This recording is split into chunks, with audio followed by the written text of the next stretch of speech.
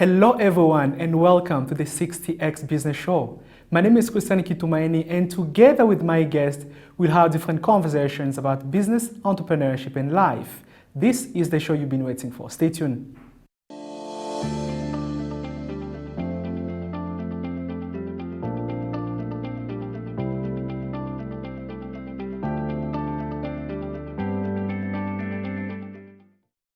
In today's conversation, I have an amazing entrepreneur. She's the CEO and founder of Beach Lounge, which is a rooftop bar and restaurant with a 360 view. And she's London Sonia Iragua. Sonia, welcome to the show. Thank you so much, Christian. I'm very excited to be here. Finally. I know. We've been through a lot, but I'm finally here. Wonderful. Happy to have you. Thank you so much. And welcome back. How was your trip, by the way? It was good. It was good. Very tiring. A lot of shopping, as we girls do, but it was great. Yeah. Did you have time to visit the London exhibition when you're in Dubai? No, I didn't, and I feel I shouldn't say that. Yes, I didn't get a chance to, and I'm very sad about that, but I'm hoping that, more exhibitions will come in the future, and I'll be able to do that, yeah. Wonderful. So, on the 60X, you'll be spinning the wheel, and yes. randomly we'll select a number, and from there I'll ask you a question. Are you ready? I'm ready. Whenever you're ready. What's your lucky number? Exercises. I don't know if I have a lucky number per se. We shall figure it out today. We'll find out. If Perfect. I have a lucky number. Over to you. Okay, so this way? Yes. I should have put more energy in that. You got number 9. Wonderful. Can you share with me more who is Sonia growing up? What were your dreams and passion? Okay, who is Sonia? Well, Sonia was a very lively child, very talkative, still am. Loved music, loved film, I loved people. I was in theater, so I'm a very people person. And I was always a go-getter. I started working when I was very young and acting in Mashik and all of that. So I had a very lively childhood, if I could say. Well, when I was preparing for this conversation and when I went Googling your name, yes. and I saw you were very, very active back in the days with acting. Do you still do acting? Tell us more about that. Well, I don't act anymore as per se, but I'm still very involved with Mashika. And I host Umuno Arts Festival and their home chats. So a little bit of that. But yeah, I left acting maybe later, you never know. Things come back to you later in life.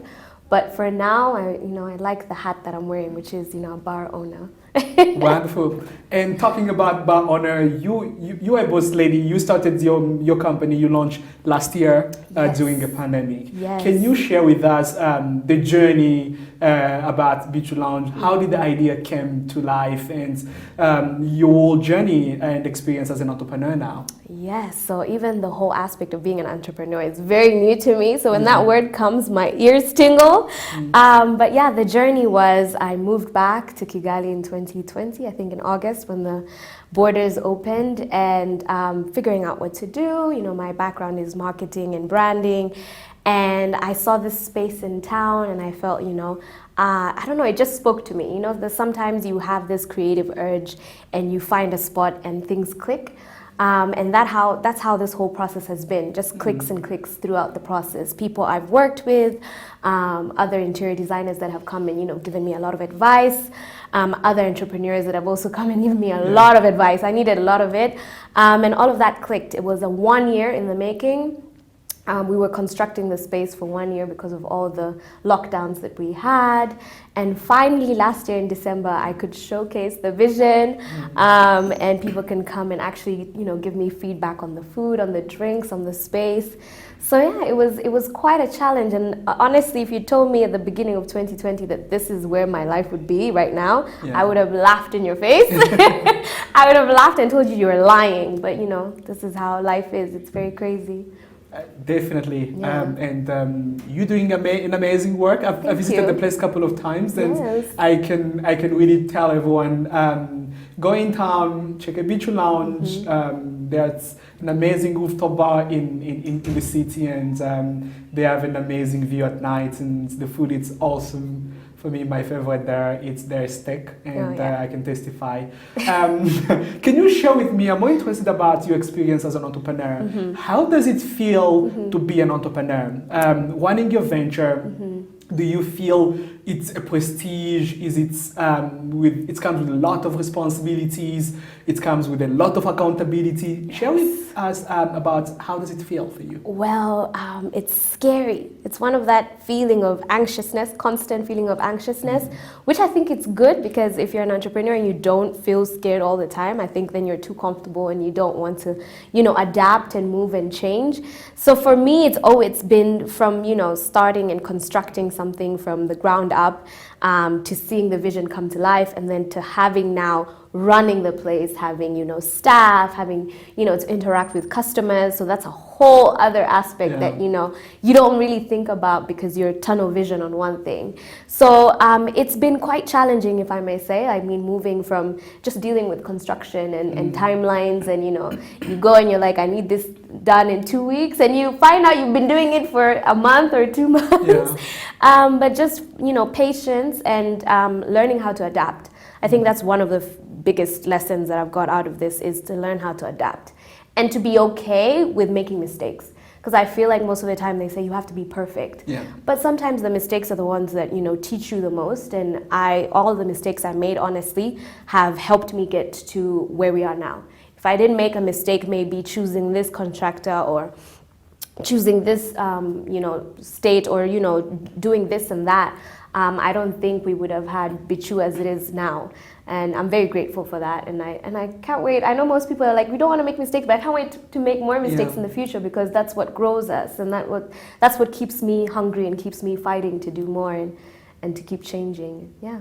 I like the combination of getting feedback from the people, getting ideas, trying new things, and yourself not being afraid to make mistakes, because entrepreneurship, it's a journey of constant learning, growing and improving, and we make mistake here and there, we iterate, we find solution, and we move on. There is nothing as a failure towards something, but we learn, we pivot, and we keep moving along the journey. Exactly. And a follow-up question is, 5 or 2 years ago, before their beach launch came to life, did you envision being a restaurant owner, or you saw an opportunity and then you said, why not? No, that's why I said, if you'd asked me in 2020, Sonia, where do you think you'll be in 2022? I would have never thought it would be a restaurant or bar. Maybe jewelry. I can see you for some time. But not a restaurant owner. And I think, I think one thing that the pandemic did for some of us is it kind of shifted you. It brought you to a point where you had to get out of your comfort zone. I think a lot of us had a plan. And when 2020 and Corona hit, I think all our plans went out the window, and we just had to, work with what we had. And I'm a prime example of that. Honestly, I had no idea. And I think my love for branding and my love for people and being in, always being in the service of the people service industries, and also my grandmother also having, a hotel for 30 plus years. I think that was in the back burner, but I never thought it would be something that I would do or I would do this fast. So I think the pandemic pushed me to kind of, see things differently and move into spaces that I didn't think I could. And also the confidence, because, this is the one life we have, let's push and do what we can and not be afraid. Wonderful. That's amazing. Let's spin the wheel for another round of questions. All right, this time I'm going to spin it with more like I ate today. Okay. I like the spin. Let's see what's going to be your next lucky number. Okay. Let's hope not it's 9 again. I know. That would definitely show that it's my lucky number, don't you think? Ooh, okay. 6. Wonderful. Can you share with me, you were living in Kenya for quite some time. Yes, I was. With a lot of experience in marketing. What influenced your decision to move back home and settle in Rwanda? Okay, so I lived in Nairobi before that, but before, when I moved here in 2020, I was in Paris. I'd just gone to do my master's in luxury brand management. So literally, I moved back because the borders opened, and I was like, yeah, I am not doing another lockdown in a foreign land. I was like, let me go home, hug my mom, see my family, because at that time, I was by myself. So that was the main driver. But yes, I did have quite an experience in marketing, mainly in jewelry brands. So that's one of the things I was also very passionate of. That's why when I said if I envisioned an entrepreneurial journey, it would have probably been a jewelry brand. Yeah. But we will get there. We do little corners, but we'll still get there. Yeah. In Nairobi, I was operations and also dealing with the marketing and media for a jewelry startup, and it was very interesting to kind of push and bring this brand alive, and then leave. When you see something and you're just like, wow, that I was instrumental in bringing a brand to life and having people see it and recognize it. Yeah. And how does it feel being home, creating something that is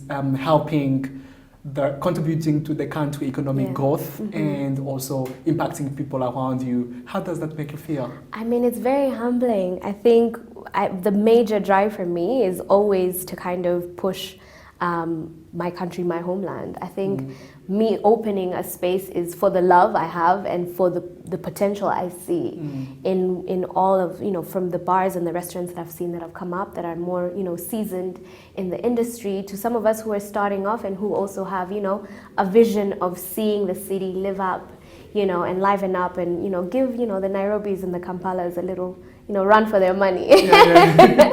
So that's the vision behind it, and I think it's beautiful to see, honestly, that I'm able to do it very early on. I think before, like I said, if I had planned, it would have probably been in the next 5 years. But look at the pandemic and how it rushes you into doing things, and I'm very happy, honestly. Yeah.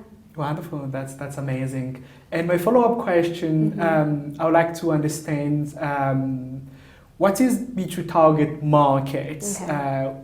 What type of people are you targeting, and what makes the space different than other bar and restaurant in town? Okay, so Bichu is targeting somebody that enjoys, going out, enjoys the vibe of having something to eat, a great cocktail.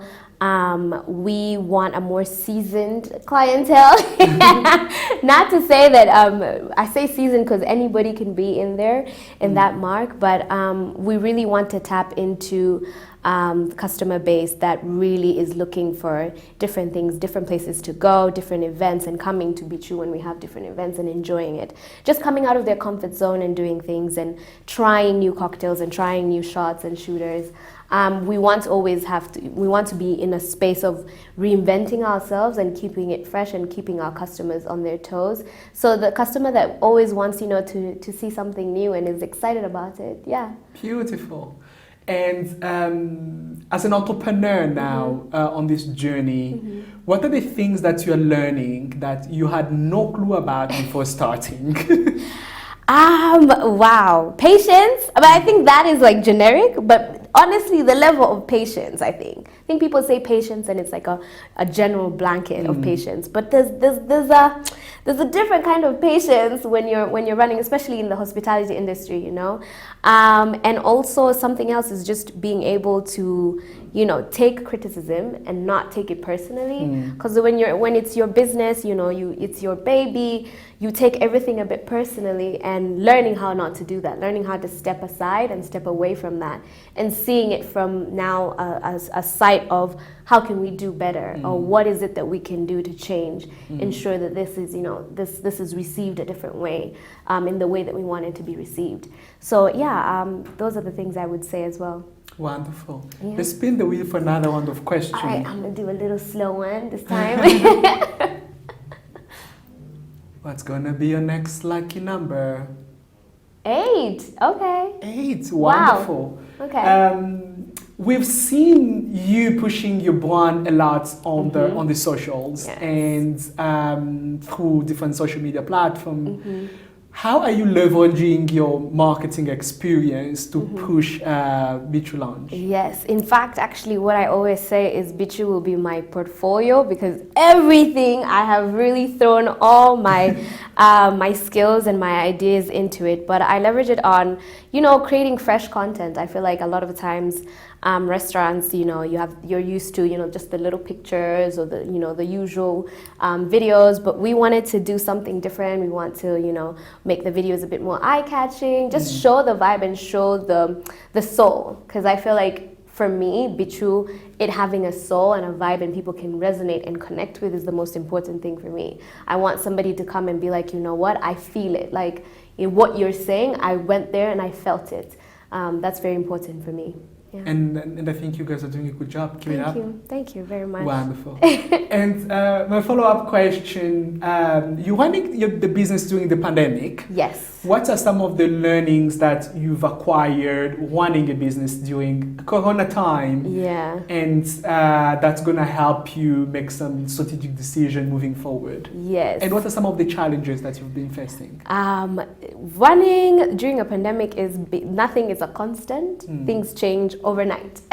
So you have to be fast with it. And not be upset, because sometimes you might feel, oh my goodness, how will this work? Times are changing, or new restrictions and all of that, and you beat yourself up. But for me, I was like, okay, this is what it is, and so how do we work around it? I think that's the thing. I keep saying adapt, but it's the biggest thing that I've learned in the pandemic is basically finding a way to ensure that whatever happens, you're still on track. You still find ways to get through that. And it's very important as well for the staff to keep motivated, because when restrictions happen, everybody feels, oh my goodness, what's going to happen? And being that that person that goes in there like, I don't know what's going to happen, but you know what we're going to do? We're going to try our best. We're going to do our best. Nothing's going to change. And until anything else happens, we're going to move with what we see. Beautiful. Yeah. I like that mindset. Thank you. Let's spin the wheel for another round of questions. We've got 8, 9, 6. Yeah. Right? So what's going to be your next lucky number? I don't know. Do you wish to get 1? Oh, okay. I think 8 is a lucky number. No, we can do it twice. I think 8 is becoming a lucky number. If it's 8, no, please. Oh. 9, no, please. We got 9 already. This is fun. Spin again. All right, let's do this. Let's hope. No! No, 8. Sorry, 8. We like you, but next. Do I just stop it at some point? Because I feel like 8 is my lucky. Yeah. Come on, what's 8 is my lucky number. number. Just do a small pin. There, 10. Oh, okay, 10. But you were cheating. But it's fine. My follow-up question is, can you walk us through a typical day of Sonia at Bichu Lounge? Yes. Is it stressful? Are you always super checking on each and every processes, making sure the quality standard are met? Is it stressful running a restaurant? It is. Honestly, I feel like I did not even properly prepare for it. I think when we're building and everything, the sole purpose was to open. So I didn't take enough time to be like, okay, once we're open, how will my day look? So this is how my day looks now. It's changed a bit because I've delegated a bit more. I have an assistant, so I've tried to kind of remove a lot of the stress. But I get there 9, 10 a.m. and I work on the accounts and the back end of everything, the supply aspect of it, because I'm still doing all of that. So everything that happens on behind the scenes before the restaurant opens up. And then at 3, we have a quick chat with everybody, just figure out, how my staff is doing. I think it's very important to check in and see how everyone is doing, because these are the people that are going to go and serve, the customers. And I need to know, that everybody's fine and nobody has any issues, because that's very important as well. And then we just look through everything, make sure we're top notch and ready to go. I always try the cocktails or the shooters or the food, just to make sure that everything is always on par in terms of quality. And then when customers come in, you've noticed I always talk to every customer. I love it. Because most people, it's town. Most people are coming from somewhere else to come to town just to see Bichu, and so I take it upon myself to speak to every customer. because they've taken the time to come, they've supported, and I feel that in my heart, and I also want to thank them and just hear feedback, because we're very new and feedback is important, and we want to know what people like, what people don't like, and yeah, so that's me talking to customers until we close. So I've also started doing cocktails as well, so I'm very proud about that, and making the cocktails as well. So yeah, so it's very people-centric. So when I go home, my social battery is basically done. Wonderful. And I will still go back on the point of team. You lead a big team. I do, people people with different experience in different positions. How does it feel to be a leader? Yeah, leader is very challenging, because you have, I think it's not even just about the position, it's how you impact. I think my biggest thing is how I impact, how Bichu will impact those that work there. I chose to have an all-female bartending crew and team. Nice. Because I felt that the industry didn't have a lot of women representation within, bartending and in bars in general.